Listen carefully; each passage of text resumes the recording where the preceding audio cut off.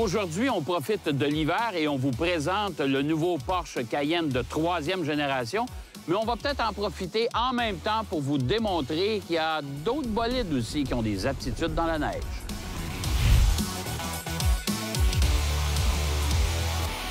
Alors, le Cayenne 2019, les petites transformations au chapitre de la silhouette, c'est-à-dire qu'on reconnaît quand même le Cayenne, mais on a fait quelques modifications. C'est à l'intérieur qu'il y a quand même des changements importants, comme des sièges avec les appuis-têtes moulés à même le siège, ça fait un peu plus sport. Et également un écran de 12,3 pouces à l'intérieur, ici, situé dans le centre du tableau de bord. C'est un écran tactile, boîte de vitesse automatique à 8 rapports, avec contrôle au volant. On peut s'amuser. On a fait d'ailleurs quelques petits exercices plutôt timides quand même. Il faut faire attention parce que la route n'est pas large. On n'avait pas l'intention de passer la balance de la journée dans un banc de neige.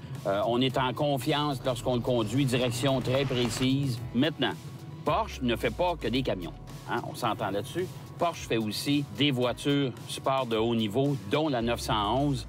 Puis je pense qu'on va tenter l'aventure, puis on va aller essayer ça dans la neige pour voir si cette voiture-là, on est capable de l'utiliser l'hiver, surtout avec l'hiver qu'on a là.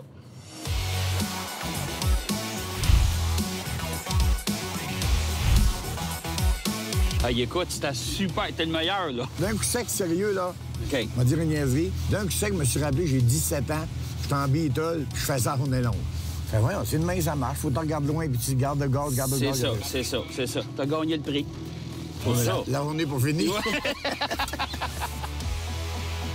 Parmi les exercices qu'on fait ici, du côté de Mécaglisse, il y a un paquet il y a des slaloms, on va faire un circuit routier cet après-midi. Mais là, on maîtrise le survirage, le sous-virage, être capable de contrôler la voiture. Il faut s'entendre qu'on est obligé d'enlever le contrôle de stabilité complètement. Écoute,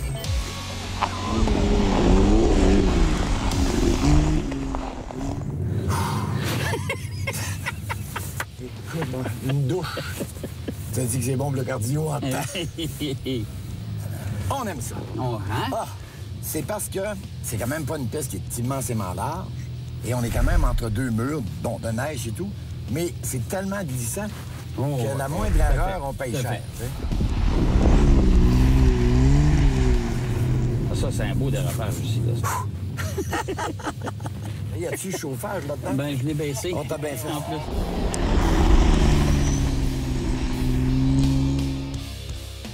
J'espère que vous avez aimé ça autant que Michel a aimé ça. Je vous encourage à le faire si vous avez les moyens de le faire. Faites-le. Chose certaine. Que ça soit 4 roues motrices ou propulsion 2 roues motrices, le plaisir est le même. Et voilà. Merci. Bonne route. On continue, nous. On aime ça. Oui. Cette émission vous a été présentée par Total Quartz et Ici Pneus, centre de l'auto. La semaine prochaine à Propulsion, on profite encore de l'hiver pour essayer le Trackhawk contre le side-by-side McGregor. Simon suit Ben Milo au Supercross de Montréal et Jacques est à Las Vegas pour un premier contact avec les Ram 2500 et 3500. Aujourd'hui, dans ma collection, l'excellente Hyundai Pony. Il faut attendre à décembre 1983 pour que le constructeur débarque au Canada. La technologie n'était toutefois pas au rendez-vous puisque la Pony était une voiture propulsée, moteur à carburateur, système d'allumage à pointe, direction à billes et suspension à lame à l'arrière. Disons qu'en 1984, c'était déjà pas mal désuet. Voilà sans doute pourquoi dans la brochure de 1985, il est d'ailleurs question de la toute nouvelle Bonne Vieille Pony. Pour plus de détails, visitez ma page YouTube Auto Joubert où vous allez en apprendre davantage sur les voitures qui m'ont marqué.